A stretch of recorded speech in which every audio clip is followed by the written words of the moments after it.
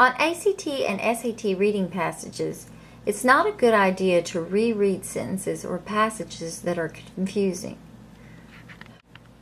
On ACT and SAT reading passages, because there's such a tight time limit, it's not usually a good idea to reread sentences or passages that are confusing. You have to keep going. Things do get clearer as you read. You can always go back and quickly reread a section if you need to for a particular question. However, there's one thing I want to add here.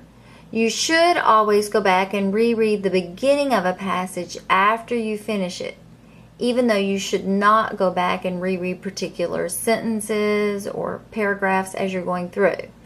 Always go back and reread the opening few sentences because this often clarifies the whole passage. Let me show you an example here. Here's a humanities passage.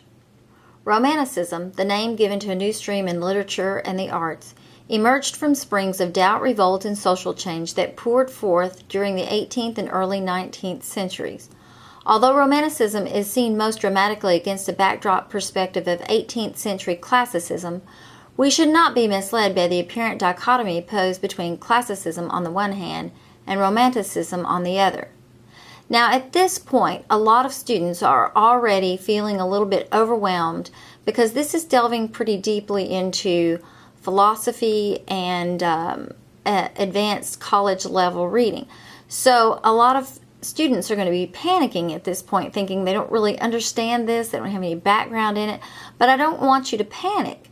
You have to decide that you are as competent as anyone else who's reading this passage because nobody else has this kind of background on this particular subject either. This is not high school reading. This is college level reading. And what you need to do is just go over to the questions and look at the question. But remember what I just told you about rereading the opening paragraph or the opening sentence or two. I would go back and look at the first sentence.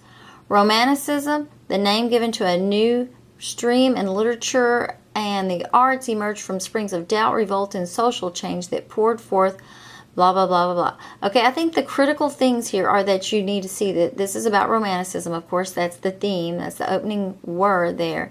And then if you skip the parenthetical phrase, you see the root of the sentence is Romanticism emerged from springs of doubt, revolt, and social change. That is your key phrase. That's the key idea right here. So when you move over here and you look at the question, according to the passage, which of the following is not consistent with a romantic attitude?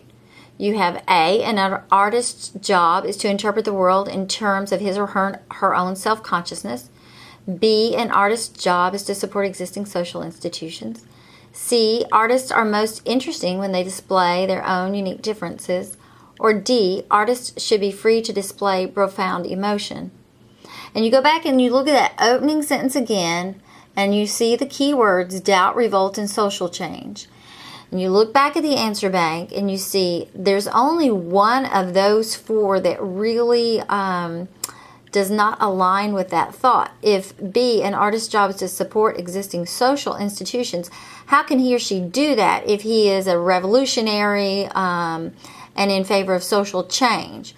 So that's the one that really does not align with your topic sentence or the thesis of the entire paragraph. Also, another technique you can use here that's not even related to the opening sentence, but is a really important strategy to use on the ACT is to realize this is one of those questions where they're asking you what is not consistent with the theme of the passage.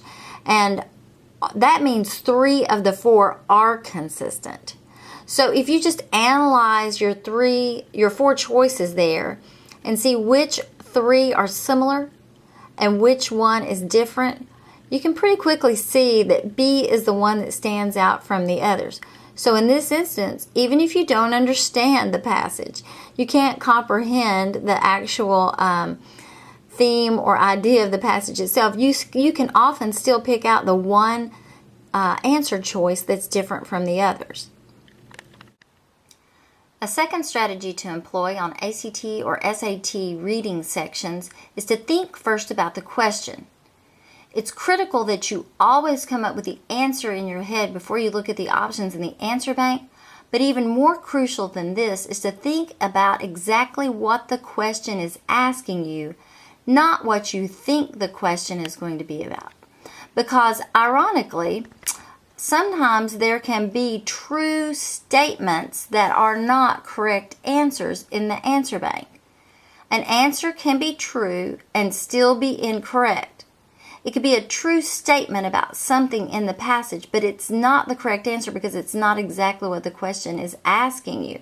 So make sure that you read the question carefully and answer exactly what they are asking and not what you think they are going to be asking. Let me show you this in a passage. Here's the passage. The Petersons, or whoever they are, showed up 3 weeks ago.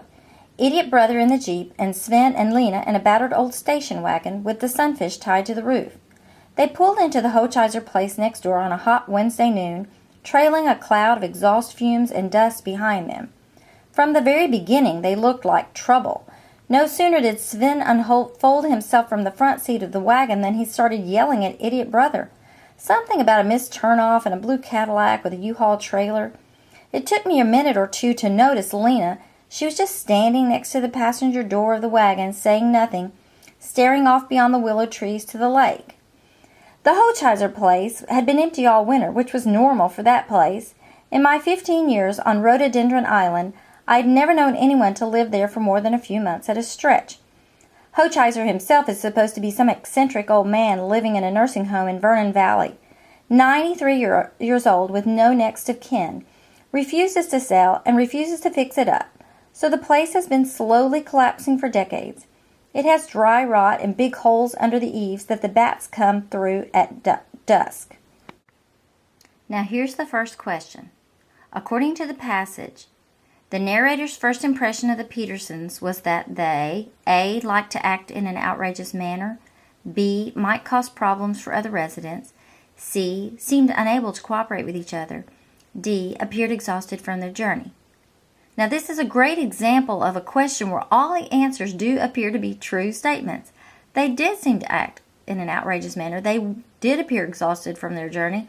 They did seem unable to cooperate with each other, and they also might cause problems for other residents. So how do you come up with the answer when all the possibilities look like they're true statements? You always go back and you analyze the question itself. The question is asking you what the narrator's first impression of the Petersons was. Not what were the Petersons like, but what the narrator's first impression was. And if you go back into the passage, you'll remember it said, they pulled blah, blah, blah. From the very beginning, they looked like trouble. That's on lines 7 and 8. So the closest one of the options to that they look like trouble is B, they might cause problems for other residents. Now here's another question that requires us to analyze it carefully. The narrator's comments about the Hochheiser place, lines 20 through 26, suggests that his attitude towards Mr. Hochheiser is A, stubborn, B, tolerant, C, critical, D, outraged. Now this section, lines 20 through 26, is this description of the Hochheiser place, where the narrator expresses his frustration with Mr. Hochheiser for not fixing it up. And a lot of students are going to be tempted to choose A, stubborn, because what they're thinking is that Mr. Hochheiser is stubborn because he won't fix up the place. But look at the question again. It says the narrator's comments about the Hochheiser's place suggest that his attitude towards Mr. Hochheiser is... So it's asking for the narrator's attitude towards Mr. Hochheiser. And the narrator is critical of Mr. Hochheiser for not fixing up the place. So to reiterate these 2 points, an answer can be true and still be incorrect. So it's critically important to read the question carefully to answer exactly what they're asking and not what you anticipate them to be asking. Some of the more intelligent students will actually anticipate the question and answer the question that they think is going to be asked instead of the one that's actually on the question bank. And then third, when you choose an answer, be ready to show me where in the text you got your answer. You have to be able to find the support for the answer that you're giving to be confident that you're giving the right answer.